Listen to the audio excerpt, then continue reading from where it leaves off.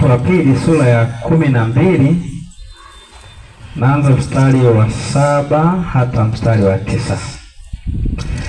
Wakorintho wa pili sura ya 12 mstari wa 7 hadi wa 9. Biblia inasema, na makusudi nisipate kujivuna kupita kiasi, kwa wingi wa mafunuo hayo nalipewa mwiba katika mwili, mjumbe wa shetani, ili anipige nisije nikajivuna kupita kiasi.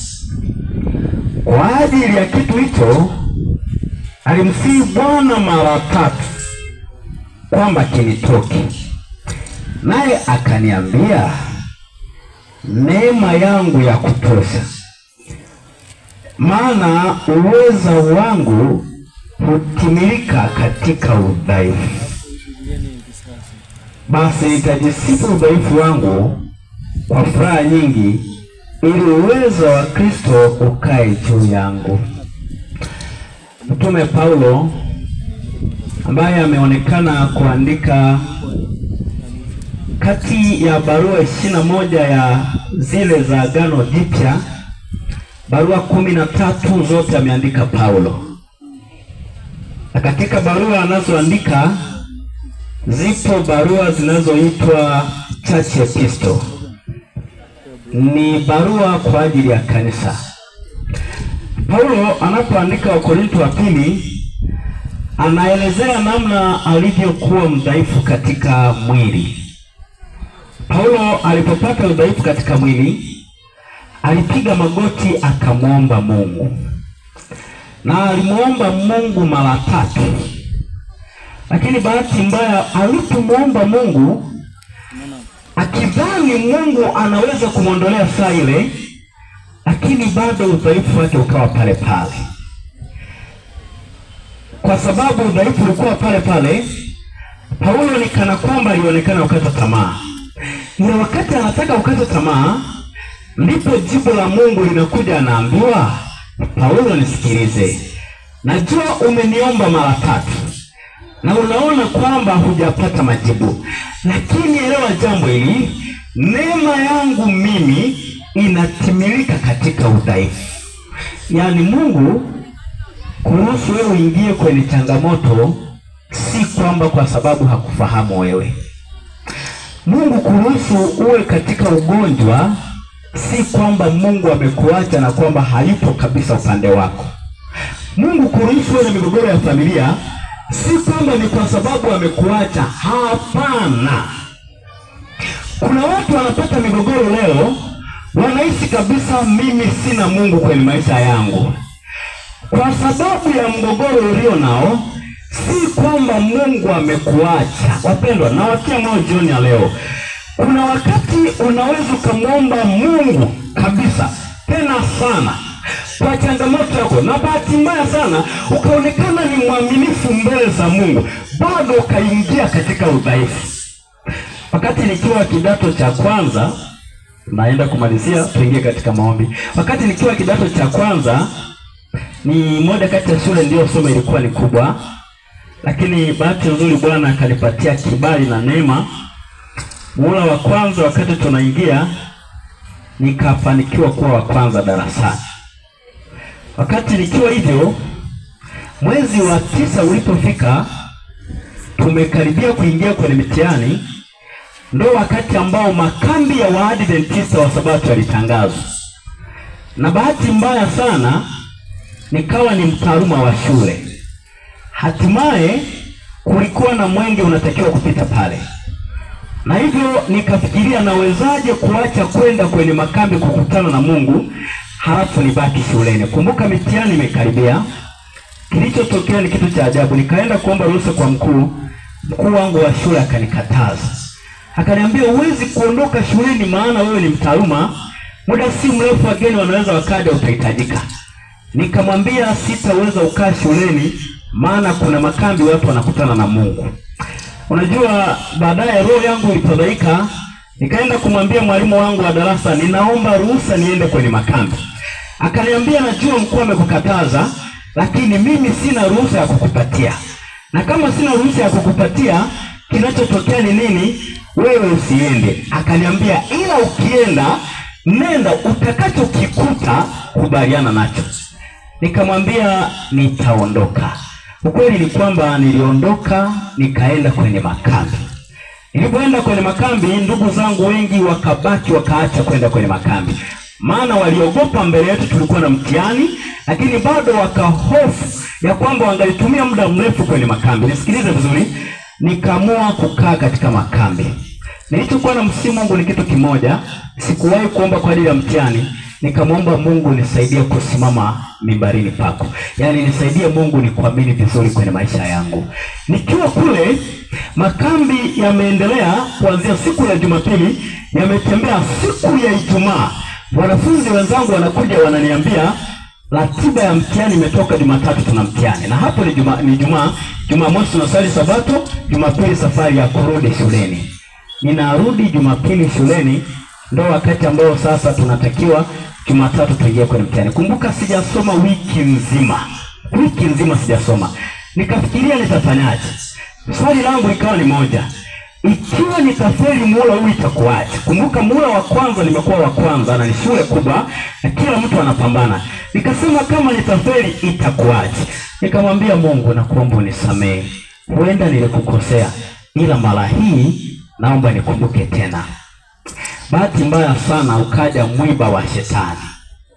Mwiba uliokuja, mkuu wa shule hakuniuliza wala mwalimu wa darasa. Bahati mbaya sana tulikuwa tunaanza na hesabu pamoja na civics, kesho yake ni geography pamoja na Kiswahili.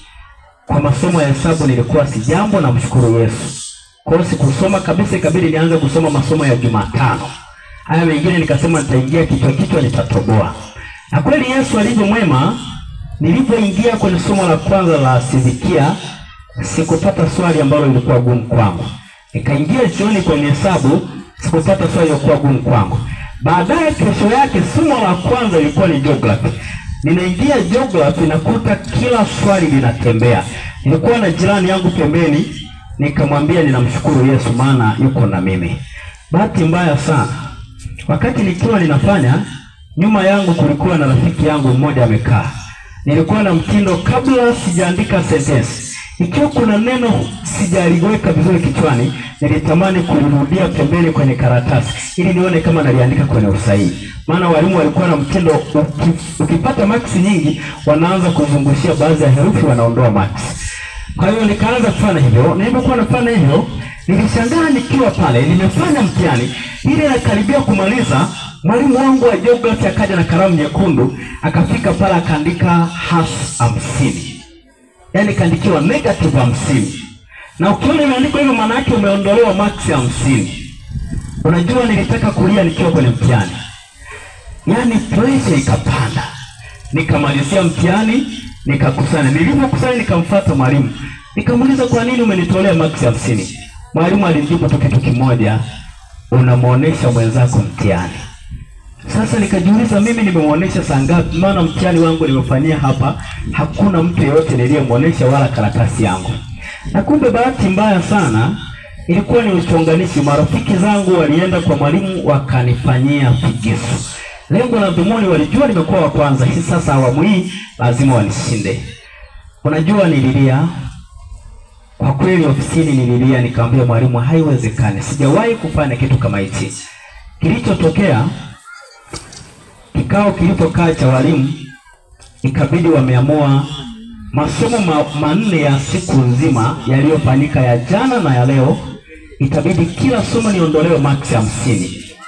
Kwa hiyo kama nina maksi 80, kwa 50 ninaandikiwa 30. Unajua nililia. Nikasema kweli Mungu, mimi nimekosea wapi? Mbona unaruhusu niingie kwenye jaribu lisilo la kwangu? Nikamwambia Mungu nisaidie. Na kweli mitihani ilifanyika hivyo. Bahati nzuri sana, kila mtihani niliofanya nilikuwa na maksi 99. Mtihani niliofeli peke yake nilikuwa na maksi 86. Muhula mzima. Ila ilikuwa inaandikwa 99 toa 50 naandikiwa 49.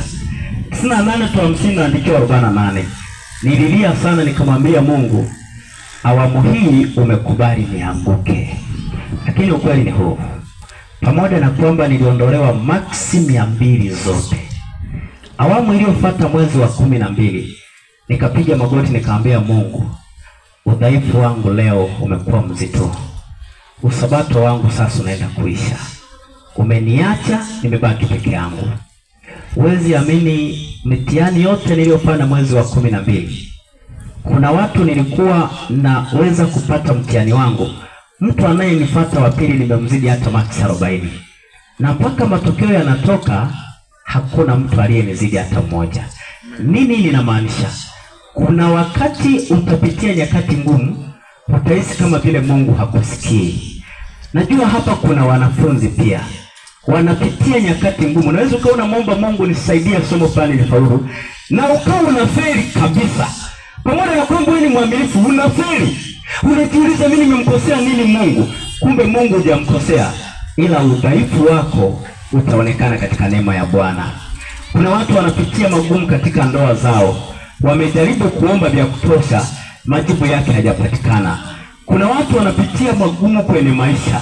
Inafika muda tunaona Mungu katuacha. Niwatie moyo wapendwa jioni ya leo.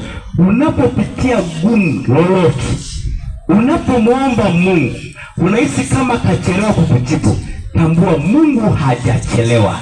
Yuko katika process kwa ajili ya kukufanikisha. Najua kuna watu ni wadhaifu katika roho. Najua kuna watu ni wadhaifu katika miili yao. Pamoja na udhaifu ulionao, ninakuhakikishia hivi, kama utamtazama Bwana kama ndiye kiongozi wa maisha yako, bado Mungu yupo anashughulika na changamoto yako. Na Mungu atakufanikisha katika yote. Ikiwa alifanikisha wengine, bado na wewe atakufanikisha. Usikate tamaa kwa magumu unayoyapitia. Usikate tamaa kwa changamoto unazozipitia.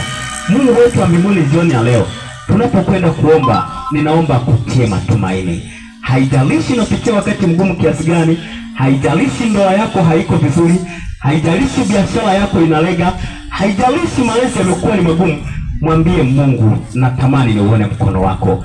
Pamoja na udhaifu wote, kuna saa Mungu ataonekana. Najua huenda umeomba na imefika muda umechoka. Nikusi usichoke. Mungu, he is in the process. Yupo